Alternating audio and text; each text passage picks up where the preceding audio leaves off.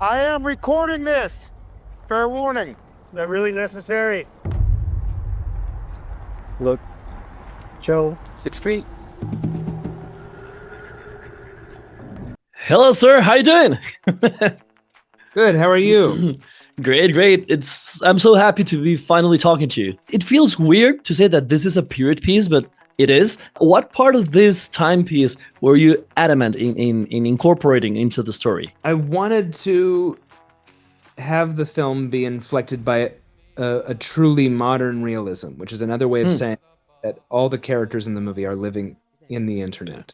It's about a bunch of people who are living in different realities and unreachable to each other, and that was the thing that was the most important to me. I loved it. This is what happens to a Western if you dip it into the social media culture. The fact that these people are siloed off and that they don't have access to each other and that they're living in totally different realities. And the film is about what happens when people who have totally different information and they're stuck in a feedback loop. The movie is about what happens when those people start bumping up against each other, and what is the logic that comes out of that comes to grip them all. Yeah, there's a saying in Latin America, it goes, Pueblo chico, infierno grande, which translates to small town, big hell, And I love it how this town is permeated by everything that afflicts a big city, scaled down in numbers, but the stakes are really higher because it's more personal.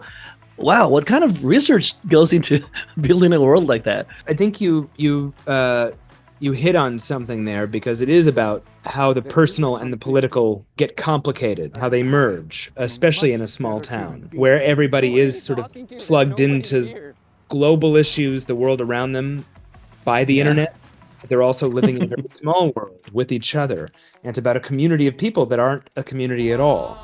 And so how did I do the research? I actually started experimenting on Twitter with starting different profiles, burner profiles, and I got myself into different algorithms, and I saw what that attracted, what kind of posts I was getting, and then I tried to get out of the algorithm, and I found that I couldn't. No matter which algorithm I was in, I couldn't escape from it. I was stuck. I scouted for locations with my team, with my crew, and then I did a separate trip around New Mexico where I was meeting with a bunch of sheriffs, mayors, police chiefs, public officials all over New Mexico in small towns, interviewing them, talking to them about their convictions, their beliefs, about their experience during COVID, and then certain people I found really, really interesting, and I went back out with Joaquín, and I introduced him to people that I found especially interesting. Now, talking about your leading men, please award on both of them, because